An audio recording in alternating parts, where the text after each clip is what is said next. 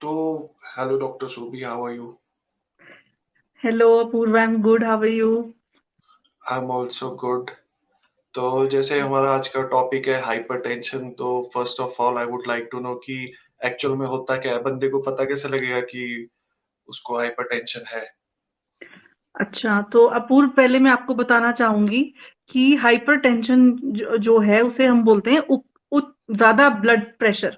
अब इसमें ये रहता अच्छा। है कि हम इसमें ये देखते हैं ज्यादा ज्यादा ब्लड प्रेशर से हमारा मतलब ये है कि जो ब्लड हमारा आर्टरीज और वेन्स में फ्लो कर रहा है वो आर्टरी और वेन वॉल पे कितना प्रेशर एक्सर्ट करता है उसे बेसिकली ब्लड प्रेशर कहा जाता है। तो आम अच्छा। तौर पे जो हम इसकी रीडिंग करते हैं वो हम रीडिंग लेते हैं तीन तीन बारी और उसकी एवरेज या जिसको बोलते हैं मीन रीडिंग वो हम कैलकुलेट करते हैं। तो एक नॉर्मल इंसान की जिसको कोई इस तरह की समस्या नहीं है उनका ब्लड प्रेशर नॉर्मल हम 120/80 ऑफ मर्करी कंसिडर करते हैं। अच्छा। और अगर ये इतना बीपी किसी का तीन रीडिंग में आ जाए एवरेज रीडिंग में तो वो हम उसे कहते हैं नॉर्मल ब्लड प्रेशर।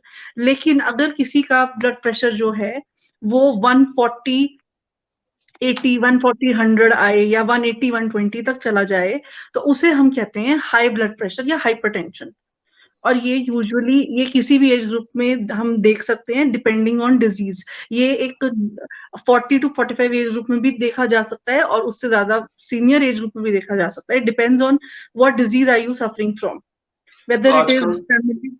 जी। आजकल जैसा लाइफस्टाइल आजकल तो कम उम्र के बंदों में और मेरे ख्याल हो रहा होगा ये। जी, तो आजकल का लाइफस्टाइल बहुत सिडेंटरी हो चुका है जिसको हम सिडेंटरी लाइफस्टाइल मानते हैं। इसमें ये रहता है कि जो बच्चे हैं वो बहुत ज्यादा जंक फूड खाते हैं, जंक फूड खा रहे हैं और जो ज्यादा खेल नहीं रहे हैं। ऑनलाइन हम्म। सब कुछ ऑनलाइन होने की वजह से, स्टडी ऑनलाइन होने की वजह से और सब कुछ ऑनलाइन होने की वजह से क्या है, बच्चे जो है वो घर पे रह रहे हैं। वो सिर्फ ईटिंग कर रहे हैं, बिंज ईटिंग कर रहे हैं और उसकी वजह से जो उसे एक हम कहते हैं सिडेंटरी लाइफस्टाइल वो फॉलो हो रहा है, विच इज नॉट गुड। तो उस अच्छा। रीजन से जो है बच्चों में, यंग चिल्ड्रन में ये हाइपरटेंशन डेवलप डिजीज जो है वो डेवलप हो रही है। तो मतलब जी। जैसे सिर्फ अपना जाके चेक करवाना है बीपी, अगर उस रेंज से वो ऊपर जा रहा है तो मतलब आप हाँ, यू नीड टू हाइपरटेंशन के। Consult a doctor. You can be consider for hypertension. You need to consult a doctor for that कि आपका क्या रीजन है, क्यों बीपी बढ़ रहा है। अच्छा, मतलब चेक करवाना है जाके, और अगर इस रेंज से बाहर आ रहा है तो मतलब हो सकता है कि आप इसके शिकार हैं हाइपरटेंशन के। जी जी, हाइपरटेंशन के शिकार अच्छा, है। तो फिर अगर दूसरी बात की जाए, अगर रिस्क फैक्टर्स की, इससे क्या-क्या होता है? मतलब एक बार अगर किसी को हो गया, तो उसको क्या-क्या रिस्क फैक्टर्स होते हैं इसमें? जी, तो मैं यहाँ पे आपको इस पॉइंट पे बताना चाहूंगी कि जो हम हाइपरटेंशन लेते हैं वो किसी भी एज ग्रुप में या usually +50 age group, +45 age group, depending male female whether any, it can be anybody. So elevated blood pressure या हाइपरटेंशन के रिस्क फैक्टर्स बहुत सारे रहते हैं। तो सबसे पहले मैं बताना चाहूंगी the first risk factor is physical inactivity following unhealthy lifestyle, unhealthy diet, obesity, too much alcohol use, too much tobacco use, या डायबिटीज है, कोमोबिड डायबिटिक कंडीशन है पेशेंट की, या फिर किसी के फैमिली में या जीन्स में जेनेटिक हिस्ट्री है या फैमिली हिस्ट्री है, फैमिलियल ये चीज आ रही है। These are the most common risk factors seen in Indian population जो हम देखते हैं यूजुअल नॉर्मल ओपीडीज में और पेशेंट्स अच्छा। में ये देखे जाते हैं। जी। अच्छा, मतलब ये है कि जो मतलब ये कोई इन बाकी जो अभी चीज़ें बताई, उसको अगर वो कोई बंदा उससे सफ़र कर रहा है, तो उसको भी ये चीज़ हो सकती है? जी, जैसे डायबिटीज़ है या फिर उसका लाइफ़स्टाइल ऐसा है? डायबिटीज है, लाइफस्टाइल ऐसा है, कोई और किडनी का इशू है, कोई लिवर का इशू है, टू मच अल्कोहल यूज है, टू मच टोबैको यूज है, या फैमिली है, जेनेसिस में है, मदर को भी है, पैटर्नल साइड से है, मैटरनल साइड से है, कुछ भी रीजन हो सकते हैं अच्छा, तो इसमें। मतलब ऐसे भी हो सकता है कि अगर मॉम-डैड में से किसी को एक को है, तो भी हो सकता है, बेशक चाहे बंदा जी, फिट लाइफ़स्टाइल ही जी रहा हो। नहीं फिर वो वहां पे थोड़ी पॉसिबिलिटी कम हो जाती है, बट अगर कोई अनफिट लाइफस्टाइल है, सिडेंटरी लाइफस्टाइल है और फैमिली हिस्ट्री में हाइपरटेंशन रन कर रहा है तो जरूर उस इंसान भी को भी हाइपरटेंशन होने की बहुत 80% चांसेस है। जी। अच्छा, हाँ जी। तो फिर अगर बात की जाए कि मतलब आइडेंटिफ़िकेशन कैसे होगी? अगर जैसे मेरे को ही पता करना है कि मेरे को है कि नहीं है, तो जैसे अच्छा, सिम्पटम्स की बात करें तो कैसे पता लगेगा एक इंडिविजुअल को कि उसको हाइपरटेंशन है या नहीं है? अच्छा, तो जैसे अब जब हम बात करते हैं हाइपरटेंशन के या हाई ब्लड प्रेशर के सिम्टम्स की, तो सबसे पहली चीज जो बहुत कॉमन पेशेंट्स में मतलब रूटीन ओपीडी में डे टू डे लाइफ में देखी जाती है, that is the most common complaint is of headache. अच्छा, हेडेक। सर दर्द होना, नौजिया होना, चक्कर आना, वर्टाइगो होना, ठीक है। और अब आंखों के आगे अंधेरा छा जाना, ब्लरी विजन होना, धुंधला होना, जल्दी थकावट होना जिसको हम फटीग बोलते हैं, सांस लेने में दिक्कत होना जिसको हम शॉर्टनेस ऑफ ब्रेथ बोलते हैं, और नोज ब्लीडिंग होना, कोई भी किसी भी तरह की कहीं से ब्लीड होना, और हार्ट में पैल्पिटेशंस फील होना, धड़कन बढ़ जाना, ये सारे सिम्टम्स हाई ब्लड प्रेशर के रहते हैं। ओके, मतलब ये इसमें से कोई भी एक चीज़ हो सकती है, तो बंदा अगर फिर उसके बाद डॉक्टर के पास जाए तो डायग्नोस हो सकता है कि उसको है कि नहीं है। जी, जी। और मैं थोड़ा-सा यहाँ बताना चाहूँगी कि जो हमारी हाइपरटेंशन की डिज़ीज़ है, इसमें कुछ स्टेजेज़ रहती हैं। अच्छा। तो एक तो है नॉर्मल स्टेज होती है, फिर एक होती है प्री हाइपरटेंसिव स्टेज, फिर वो होती है माइल्ड, फिर स्टेज 1 हम लेते हैं मॉडरेट, जिसमें आपको ये सारे सिम्पटम्स हैं और मॉडरेटली बीपी बढ़ा हुआ है, और एक हम लेते हैं stage 2 which is considered as severe stage for hypertension, और इसमें जो है वो ब्रेन स्ट्रोक, हार्ट डिज़ीज़ का ज़्यादा खतरा रहता है। जी। ब अच्छा, तो मतलब ये है कि सिम्पटम्स में ये सारी चीज़ें हैं कि अगर किसी की हार्ट बीट ज़्यादा है या फिर उसको शॉर्टनेस ऑफ ब्रेथ हो रहा है। और हाँ बट जी। ये तो कई बार ऐसा भी होता है कि किसी और बीमारी के सिम्पटम्स भी होते हैं, यही सारी चीज़ें, तो फिर बंदा मतलब डॉक्टर के पास जाना ज़रूरी है कि अगर उसको आइडेंटिफ़ाई करना है कि यही नहीं, चीज़ है क्योंकि या हाँ जी। हाँ, यहाँ मैं आपको बताना चाहूँगी कि ये जो सिम्पटम्स हैं, ये नॉर्मली हाइपरटेंशन के सिम्पटम्स रहते हैं। तो आप चाहे कोई भी डिज़ीज़ ले लो, तो उसमें one of the component is hypertension, चाहे डायबिटीज़ है, चाहे लिवर से एसोसिएटेड कोई डिज़ीज़ है। अगर आपको किडनी का कोई प्रॉब्लम है, रीनल आर्टरी स्टेनोसिस है, कुछ इस तरह की दिक्कत है, तो अल्टीमेटली हाइपरटेंशन, बीपी बढ़ना is one of the usual first symptoms which is encountered by the patient. सबसे पहले ये चीज़ें रहती हैं, उसके बाद बाकी चीज़ें डायग्नोज़ होती हैं। तो अच्छा। जी। तो अगर फिर बात करें कि इसके एडवर्स इफ़ेक्ट्स क्या होते हैं, मतलब कि बंदे के मतलब कैसे अफ़ेक्ट होता है उसका जो लाइफ़स्टाइल है, या फिर उसको क्या-क्या चीज़ें फ़ील होगी? मतलब एडवर्स इफ़ेक्ट्स क्या होंगे इसके? एडवर्स इफेक्ट्स इसके ये होते हैं कि अगर आपका एलिवेटेड ब्लड प्रेशर है और आप कंट्रोल नहीं कर पा रहे हो उसको, या you don't visit a doctor on, या आप अपना रेगुलर जिसको बोलते हैं हम रूटीन या रेगुलर बीपी मॉनिटरिंग करवानी बहुत जरूरी है इस केस में। अगर कोई पेशेंट या कोई इंडिविजुअल ये सब चीजें नहीं कराता है, तो उसको एकदम से एडवर्स इफेक्ट ये है कि जिसको हम कहते हैं silent sudden attacks of brain stroke. सबसे बड़ी चीज तो इसमें ब्रेन स्ट्रोक, जिसको हम हेमरेज कहते हैं, ब्रेन स्ट्रोक कहते हैं, सबसे बड़ी चीज वो है। उसके बाद followed by partial body paralysis या full body paralysis, followed by अच्छा, मतलब जो जैसे किसी को पैरालिसिस हो जाता है उसका मतलब एक तरह से हाइपरटेंशन की वज़ह से ही होता है मेनली वो? हाँ, one of the factor is hypertension, the other can be any neurological disease, कोई दिमाग से कोई रिलेटेड कोई बीमारी है, कोई सीजर्स हैं, कोई फिट्स पड़ रहे हैं, एपिलेप्सी है, that is one of the signs, मतलब one of the factors which can cause it, but that is due to neurological, we can say neurological symptoms हैं, वो ब्रेन रिलेटेड हैं। लेकिन अगर आपके हाइपरटेंशन जो है, इग्नोर्ड हाइपरटेंशन जिसको हम बोलते हैं कि पेशेंट इग्नोर कर रहा है, या जो अनकंट्रोल्ड हाइपरटेंशन का सबसे बड़ा रिस्क फैक्टर एडवर्स इफेक्ट जिसको हम बोल सकते हैं, तो उसका वो ब्रेन स्ट्रोक या ब्रेन हेमरेज ही रहता है, और तो फॉलोड बाय हार्ट पैरालिसिस। तो हार्ट को किस तरह से इफ़ेक्ट करता है ये? हार्ट पे भी मतलब ये हार्ट पे इफ़ेक्ट इफेक्ट इस डालता है? तरह से करता है कि जो हार्ट रेट, सबसे पहले तो ये हमारे हार्ट का, क्योंकि देखो मैंने जैसे पहले बताया था कि BP is pressure of blood in the arteries and veins. तो अगर ब्लड थिक होगा और उसका प्रेशर ज्यादा होगा, तो हार्ट में आर्टरीज की वॉल्स और आर्टरीज और वेन्स और हार्ट की वॉल पे वो ज्यादा फोर्स से इम्पैक्ट करेगा, और which will lead to blockage of arteries, damage to the heart, और डैमेज टू वेसल वॉल, जिसकी वजह से वेसल जो है आर्टरीज में आपकी कोलैप्स कर जाएंगी, और आपका बीपी मतलब और आपका हार्ट जो है वो काम करना धीरे धीरे धीरे स्लो हो जाएगा। अच्छा, मतलब उसी को बोलते हैं आजकल, जैसे बोलते हैं कि किसी को साइलेंट अटैक आया, तो ये मतलब इसका रीज़न यही होता है? मतलब यही होता है इसका?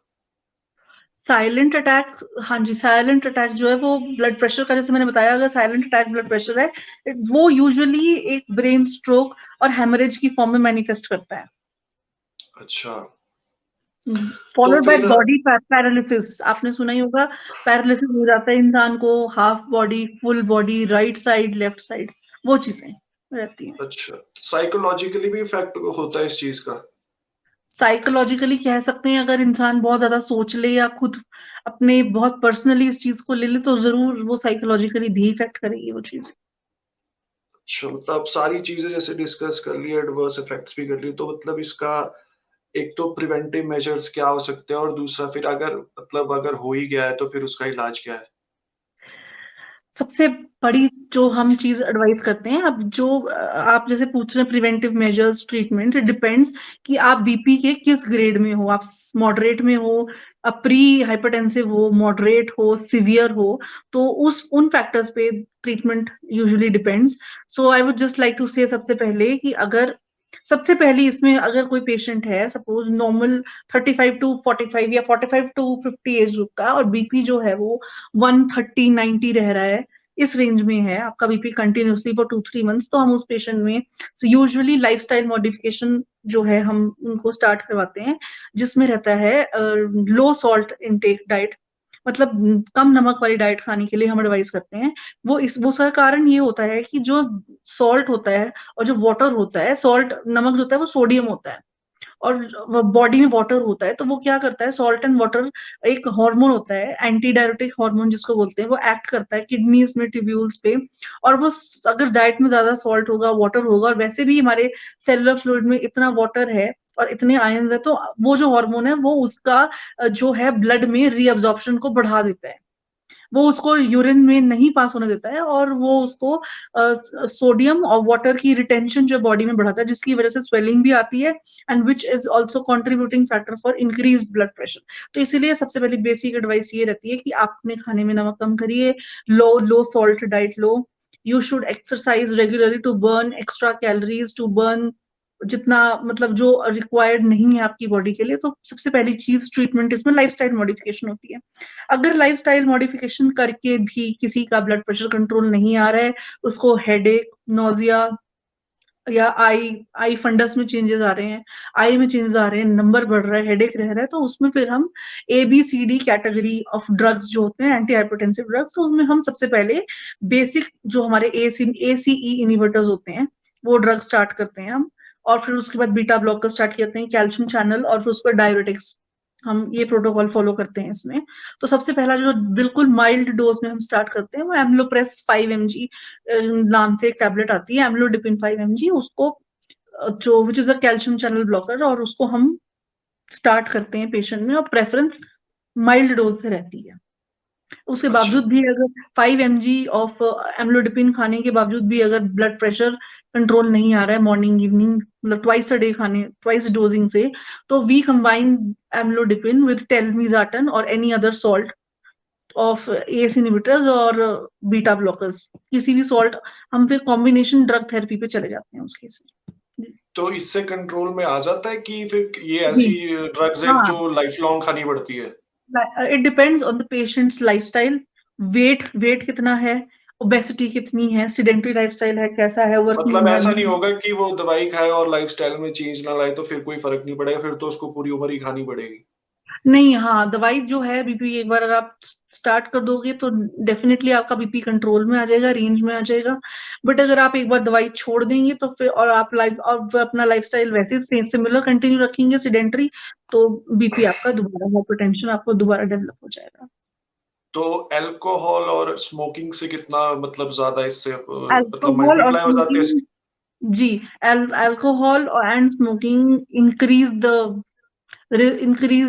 you can say intensity of developing hypertension, और ये दोनों ही risk factors हैं which cause hypertension in a patient usually। Except from वो जो आपका लाइफस्टाइल है, उसके अलावा अगर इसमें मतलब बंदा ऊपर से शराब भी पी रहा है और स्मोकिंग भी कर रहा है हाँ, तो और it will तो मतलब aggravate blood pressure, yes। Okay. और और इसमें यही है कि अगर आपको हाइपरटेंशन कंट्रोल करना है, तो मैं 4-5 पॉइंट्स आपको बताना चाहूंगी कि सबसे सबसे बड़ी चीज क्या है कि सबसे पहले आपको अपना एक्स्ट्रा केजीज, एक्स्ट्रा पाउंड आपको लूज करना पड़ेगा, because BP often increases with increase in weight, ठीक है। दूसरा, आपको eating a healthy diet, healthy diet से I mean to say low carbohydrate, low fats, or you can say good fat, and a high protein, high fiber diet, जो हम healthy diet माने जाते हैं, with including increase of water intake. और दूसरी चीज ये, you should exercise regularly, at least minimum 30 hours of cardio, 30 minutes of cardio once a day बहुत जरूरी है to lose weight and maintain a healthy lifestyle. दूसरा, तीसरी चीज मैं बोलना चाहूंगी, all patients who are hypertensive, reduce intake of sodium in diet. नमक बिल्कुल कम, low sodium diet. If anybody is a smoker or an alcoholic, so limit the amount of alcohol. एकदम से तो alcohol छोड़ नहीं सकते क्योंकि उसके भी बहुत withdrawal symptoms आते हैं. तो limit the amount of alcohol, limit the amount of smoking, uh, reduce the amount of caffeine in diet, and reduce stress हाँ, levels. कॉफी कॉफी का भी इसमें मतलब एक मेन रोल रहता है। मैंने सुना है कि मतलब कॉफी जो है आपका बूस्ट कर देती है वो जितना भी आपका मेटाबॉलिज्म है। Coffee metabolism surely boost करती है, but then it is also one of the causative factors for hypertension. So क्योंकि a बीपी patient, शूट होता है इससे कैफीन से। हाँ जी, हाँ, मैं वही जैसे मैं बोल रही हूँ कि it is one of the factors which causes hypertension, so you should मतलब limit अगर the इस किसी को ये सारे caffeine. सिम्पटम्स आ रहे हैं और उसको पता लग चुका है कि ये उसके साथ हाइपरटेंशन की दिक्कत आ रही है तो कॉफी उसको अवॉइड ही करनी चाहिए। अवॉइड करनी चाहिए, बिल्कुल बिल्कुल। तो जैसे पहले आपने बताया था कि इसके मतलब इसके साथ-साथ और जो बीमारियाँ उनके भी बहुत से जैसे डायबिटीज़ की बात की थी। तो जी, जैसे हाइपरटेंशन अगर किसी को हो गई है तो वो कैसे होता है कि उसको ही इज़ मोर लाइक उसको प्रोबेबिलिटी बढ़ जाती है कि उसको डायबिटीज़ भी हो सकती है इस वजह से हाइपरटेंशन की वजह से? देखो, हाइपरटेंशन एक कॉजिंग फैक्टर्स है, क्योंकि जैसे मैं बता रही हूँ कि हाइपरटेंशन है, blood flow, blood vessel wall पे ज्यादा प्रेशर होगा, तो हार्ट जो है वो इम्प्रॉपरली काम करेगा। और जो हार्ट जब आपका इम्प्रॉपरली काम करता है तो it affects all the organs, because main blood supply जो हमारा हार्ट से ही लिवर को, किडनी को, पैंक्रियाज को, स्टमक को, ब्रेन को, वाया हार्ट ही सारे सिस्टम को आपका ब्लड जाता है। तो अगर आपका हार्ट प्रॉपरली वर्क नहीं कर रहा है, या किसी तरीके का हाइपरटेंशन है, या कोई रेजिस्टेंस है आर्टेरियल वेसल वॉल में, तो नेचुरली आपका पैंक्रियाज को भी ब्लड सप्लाई बहुत कम हो जाता है, जिसकी वजह से पैंक्रियाज के सेल्स जो होते हैं, बीटा सेल्स, जो इंसुलिन प्रोड्यूसिंग सेल्स होते हैं बॉडी में, दे स्टार्ट, उनका जो है वो डिसबैलेंस रहता है, इसको कहते हैं हार्मोनल डिसबैलेंस। हार्मोनल और ये enzymatic, more precisely enzymatic disbalance start हो जाता है इंसुलिन, और इंसुलिन प्रोडक्शन में दिक्कत आ जाती है because of the less blood supply to pancreas. और जब इंसुलिन प्रोडक्शन में दिक्कत आएगी, it is not producing proper amount of insulin, which will cause diabetes mellitus type 2। तो ये तो मतलब बेसिकली ये इंटररिलेटेड है मतलब अगर किसी को अनचेक जाता है हाइपरटेंशन तो वो डायबिटीज़ में भी रिज़ल्ट कर सकता है। रिजल्ट कर सकते हैं, बिल्कुल। अच्छा, तो और मैं पूछ रहा था कि ये तो एलोपैथी की बात होगी, अगर हम योग की बात करें उससे कैसे उसमें उससे हाँ, इसमें कुछ योग, बेनिफिट मिलता योग है? जी, योगा मतलब एक बहुत योगा, प्राणायाम प्राणायाम और योगा? प्राणायाम और योगा इटसेल्फ में बहुत मतलब मैं कह सकती हूँ कि वो स्ट्रेस लेवल्स को रिड्यूस करेगा, और आपका वेट लॉस करेगा, आपका फैट लॉस करेगा। आपका प्राणायाम योगा करने से आपका जो है blood circulation, oxygen levels, haemoglobin levels जो है वो बहुत मेंटेन रहेंगे, और उसकी वजह से सारी जो है वो सारा प्रॉब्लम जो है ब्लड फ्लो का, जैसे मैंने बताया था, वो सारा इशू सॉल्व हो जाएगा। और जो ब्लड प्रेशर, जो ब्लड एक्सर्ट करता है प्रेशर आर्टीरियल और वेसल वॉल पे, वो भी कम हो जाएगा। सो योगा मतलब plays a very important role in reducing hypertension. तो मतलब ये भी एक तरह से इसका एक विकल्प है कि अगर कोई प्राणायाम और योग पे ध्यान दे तो उसको काउंटर कर सकता है या कंट्रोल कर सकता है काफ़ी हद तक। काफी हद तक कंट्रोल कर सकते हैं। और इसके अलावा इसके अलावा तो सबसे बड़ी चीज होती है lifestyle modification, weight loss, stress कम करो, अल्कोहल कम करना है, टोबैको कम करना है, हेल्दी लाइफस्टाइल फॉलो करना है, मिनिमम 30 मिनट्स एक्सरसाइज, कार्डियो जिसमें स्वेटिंग हो, उस तरीके की एक्सरसाइज करनी है। अपना फ्राइड फूड से, पैकेट फूड, पिज्जा बर्गर से परहेज करना है, और हेल्दी डाइट की तरफ जाना है, योगा करना है, प्राणायाम करने हैं। तो ये सारे फैक्टर्स अगर नॉर्मल लाइफ में, रूटीन लाइफ में प्रैक्टिस किए जाएं, तो वेरी हाइपरटेंशन होने के बहुत चांसेस, मैं कह सकती हूँ 80% कम हो जाते हैं। ओके।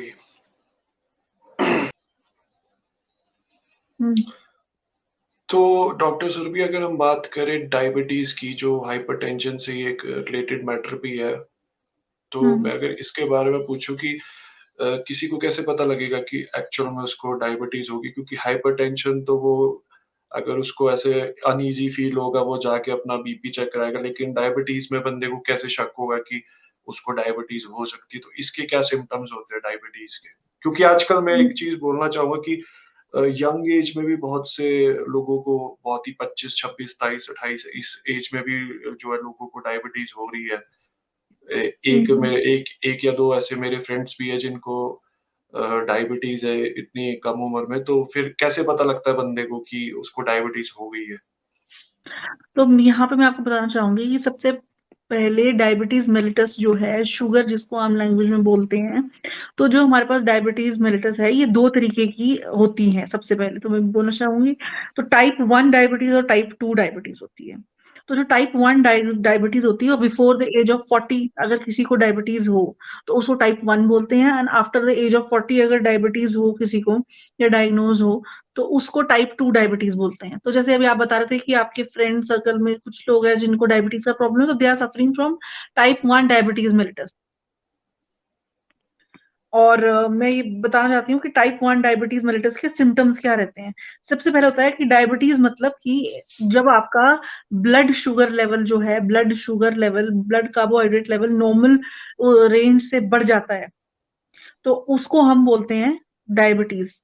अब वो जो डायबिटीज होता है, डायबिटीज क्यों होता है? जो आपका ब्लड शुगर होता है, वो जो शुगर कंट्रोलिंग हार्मोन होता है या शुगर डाइजेस्टिंग एंजाइम हार्मोन जो भी कह लो, वो होता है इंसुलिन, जो पैंक्रियास से सिक्रीट होता है। तो अगर किसी भी कारण, बॉडी के कारण इंसुलिन प्रोडक्शन बॉडी में कम हो जाए, तो शुगर लेवल्स ब्लड में कंट्रोल नहीं होते हैं, which eventually leads to a disease called as diabetes mellitus. Type 2 in population greater than 40 years of age, type 1 in population less than 40 years of age। जो symptoms रहते हैं diabetes के, वो ऐसे पहचाने जाते हैं कि पहले पूरी बॉडी में एक्सेसिव थर्स्ट, बहुत ज्यादा, जरूरत से ज्यादा प्यास लगना, जरूरत से ज्यादा थकान महसूस करना, जरूरत से ज्यादा भूख लगना, जरूरत से ज्यादा पसीना आना, ये शारीरिक फिजिकली हम सिम्टम बोल सकते हैं इसको। जो हमारे गैस्ट्रोइंटेस्टिनल सिम्टम्स रहते हैं, वो रहते हैं नोजिया एंड वॉमिटिंग। जो हमारे यूरिनरी सिम्टम्स रहते हैं, वो रहते हैं एक्सेसिव यूरिनेशन, फ्रीक्वेंसी ऑफ जो यूरिनेशन जाने की फ्रीक्वेंसी है वो नाइट में बढ़ जाए, जिसको बोलते हैं नॉक्टर्नल नॉक्टर्नल यूरिनेशन अगर बढ़ जाए वो। एक्सेसिव बेड वेटिंग, बहुत अगर चाइल्ड है, यंगर चाइल्ड है, तो उसमें एक बेड वेटिंग होती है। और कॉमन एसोसिएटेड जो कॉमन सिम्टम्स डायबिटीज के टाइप 1 और टाइप 2 में रहते हैं, वो धुंधला दिखना, विजन की दिक्कत, हार्ट रेट फास्ट हो जाना, पैल्पिटेशंस फील होना, फ्रीक्वेंट इन्फेक्शंस, बार बार शरीर में इन्फेक्शंस होना, और उन वुंड्स का, घाव का ना भरना, जिसको हम कहते हैं कि इम्पेयर्ड वुंड हीलिंग, जिसमें होता है कि आपके जो बार बार आपको चोट लग रही है और वो आपके घाव भर नहीं रहे हैं, उसको, वो एक डायबिटीज का बहुत बड़ा इंडिकेशन है। सर दर्द होना, स्लिप, और एकदम से वेट कम हो जाना, मतलब अच्छा। फ्रीक्वेंट, जिसको हम कह सकते हैं कि सडन लॉस ऑफ वेट। तो सडन लॉस ऑफ वेट जो है वो बहुत बीमारियों में रहता है। जैसे डायबिटीज में सडन लॉस ऑफ वेट रहता है, means sudden loss of weight से मेरा मतलब है कि अचानक से ही 7-8 किलो या 6-7 किलो एक महीने के अंदर कम हो जाना, which is very unusual without exercise. अगर किसी का हो रहा है, तो that can be considered as a differential diagnose for type 2 diabetes. या वो तो एकदम वेट लॉस टीबी में की बीमारी में भी रहता है, और एकदम सडन वेट लॉस जो है हमारा कैंसर में तो रहता ही रहता है। तो ये सिम्टम्स है बेसिकली डायबिटीज के सिम्टम्स है। Excessive urination, excessive sweating, excessive thirst, बहुत जरूर ज्यादा प्यास लगना, वेट लॉस और फटीग, ये 5 सिम्टम्स जो है which are identifiable for diabetes mellitus. तो इसमें मेडिकेशन कैसे रहती है? जैसे हमने पहले हाइपरटेंशन की बात की, तो उसमें पहले 5 एमजी से स्टार्ट करते हैं, तो इसमें क्या रहता है सर? देखो, मैं यहाँ ये बताना चाहूंगी कि जो हमारी मेडिकेशन होती है, तो टाइप 1 टाइप 2 डायबिटीज मेलिटस में हम क्या करते हैं कि हम या तो ब्लड शुगर लेवल को कंट्रोल करना चाहेंगे। तो इसमें भी यही चीज है, अगर आपका, अब मैं दो इसमें आपको बताना चाहती हूँ कि 2 चीजें रहती हैं इसमें जो हम क्लिनिकली चेक करते हैं, साइंस एंड सिम्टम्स। क्लिनिकली तो मैंने बता दिए कि ये सारे सिम्टम्स रहेंगे, excessive thirst, excessive urination, excessive sweating, weight loss, और अपना nausea, blood vomiting, vision. Blurred vision, headache, fatigues. और ब्लड में अगर कोई पेशेंट इन कंप्लेंट के साथ आता है तो we always should rule out hypertension, diabetes, tuberculosis. सबसे पहले ये 3 डिफरेंशियल डायग्नोसिस हमको रूल आउट करने होते हैं पेशेंट में। तो अगर हम बीपी चेक करें दैट इज नॉर्मल, और पेशेंट जो है वो ट्यूबरकुलोसिस की कोई हिस्ट्री नहीं दे रहा है, ट्यूबरकुलोसिस की हिस्ट्री मतलब कि खांसी 2 हफ्ते से ज्यादा, फीवर 2 हफ्ते से ज्यादा, उस तरह की हिस्ट्री नहीं है, तो you should always rule out diabetes mellitus in a patient. और डायबिटीज मेलिटस के लिए हम ब्लड शुगर लेवल्स देखते हैं। वो हम 2 तरीके से देखते हैं। एक देखते हैं हम फास्टिंग, मींस सुबह खाली पेट हम पेशेंट को बुलाते हैं खाली पेट, और उस वक्त हम ब्लड शुगर लेवल देखते हैं। उसे हम कहते हैं फास्टिंग ब्लड शुगर, जो कि 100 मिलीग्राम पर डेसीलीटर से कम होना चाहिए। तो अगर किसी पेशेंट का 100 मिलीग्राम एमजी पर डीएल से कम आ रहा है तो वो नॉन डायबिटिक होता है। अगर फास्टिंग शुगर लेवल 100 से ज्यादा हो तो हम उसको डायबिटिक रिस्क रिस्क रिस्क मतलब कह सकते हैं, या रिस्क ऑफ डायबिटीज डेवलपमेंट, या एक डायबिटिक करार दे सकते हैं उस पेशेंट को हम। और यूजुअली जो होता है फास्टिंग ब्लड शुगर होते हैं वो बहुत ऑथेंटिक होते हैं और बहुत ज्यादा वैलिड और ऑथेंटिक माने जाते हैं इसमें। और दूसरा जो हमारा है वो रहता है हमारा रैंडम ब्लड शुगर, जिसमें हम पेशेंट को ये बोलते हैं कि वो कुछ खाना खा के आए, कार्बोहाइड्रेट डाइट या नॉर्मल जो भी वो खाना खाते हैं, खाना खा के आए, और उसके बाद हम उसके पोस्ट 2 आवर्स हम खाना खाने के 2 आवर्स बाद हम रैंडम ब्लड शुगर देखते हैं, which is also called as post prandial. इसको हम बोलते हैं पीपी ब्लड शुगर लेवल्स और आरबीएस रैंडम ब्लड शुगर। तो इसमें that should be less than 200। अगर वो 200 से कम है, 200 mg से कम है, तो वो नॉन डायबिटिक है। अगर वो प्लस 200 है तो वो उसको हम डायबिटीज लिखते हैं। अच्छा, तो जो ये कैसे पहले हम वाला डिटेक्ट है, कर। जो जी, फास्टेड वाला है वो 100 से कम होना चाहिए, और जो दूसरे वाला है वो 200 से रैंडम कम होना 200 से कम होना चाहिए। चाहिए। अच्छा, ठीक है 200। जी। तो इसमें इसमें भी जैसे हाइपरटेंशन में हमने बात की थी कि स्मोकिंग है या फिर अल्कोहल है या फिर लाइफस्टाइल वैसा है, तो इसमें क्या मेन रीजंस होते हैं?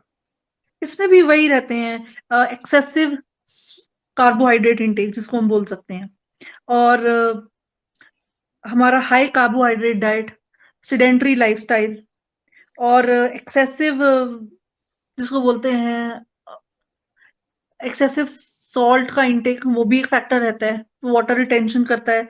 और वो सारी चीजें, और लैक ऑफ एक्सरसाइज जिसमें सिडेंट्री लाइफस्टाइल बोलते हैं, इनएक्टिविटी, और फीमेल्स में PCOD, polycystic ovarian disease, high blood pressure, या किसी की फैमिली हिस्ट्री हो, फैमिलियल और जेनेटिक भी हमेशा रहता है, एज है, या कई बार प्रेगनेंसी में भी हो जाता है, which is called as gestational diabetes mellitus. तो इसके बहुत वेरिएंट्स है। तो फिर ये इसकी जो मेडिकेशन होती है उसका क्या होता है कि मतलब जब कंट्रोल में आ जाए तो उसको छोड़ सकते हैं, या फिर वो फिर खानी खानी पड़ती है एक बार स्टार्ट हो जाए तो? नहीं, ऐसा नहीं है, इट डिपेंड्स, क्योंकि देखो डायबिटीज मेलिटस क्या है, एक मेटाबॉलिक डिजीज है। मेटाबॉलिक डिजीज से मेरा मतलब है कि डिजीज जो हाई ब्लड शुगर है which is due to sedentary lifestyle और रॉन्ग ईटिंग हैबिट्स, तो उसको हम उस केस में डायबिटीज होने का तो चांसेस बढ़ता है, मतलब उसको बोलते हैं मेटाबॉलिक डिजीजेस, कि उसमें हम उसको कैलकुलेट करते हैं।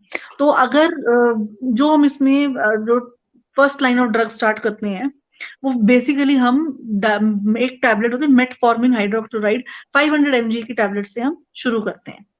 और उस पे देखते हैं 500 mg स्टार्ट करने के 15 डेज के बाद हम दोबारा पेशेंट को ओपीडी में बुला के फास्टिंग ब्लड शुगर देखते हैं, और देखते हैं कितना कंट्रोल आया है ब्लड शुगर लेवल्स में। अगर वो कंट्रोल नहीं आता है तो फिर हम उसके अंदर, और फिर हम कॉम्बिनेशन ड्रग पे जाते हैं।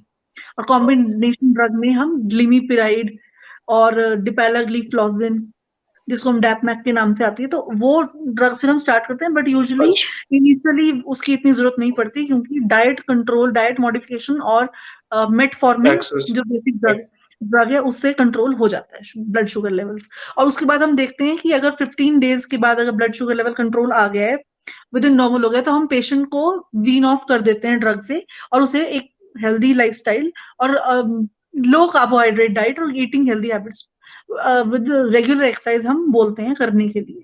अगर उससे ब्लड शुगर लेवल्स कंट्रोल आ रहे हैं, pretty good for the patient. अगर नहीं आ रहे हैं तो we again resume the patient on metformin 500।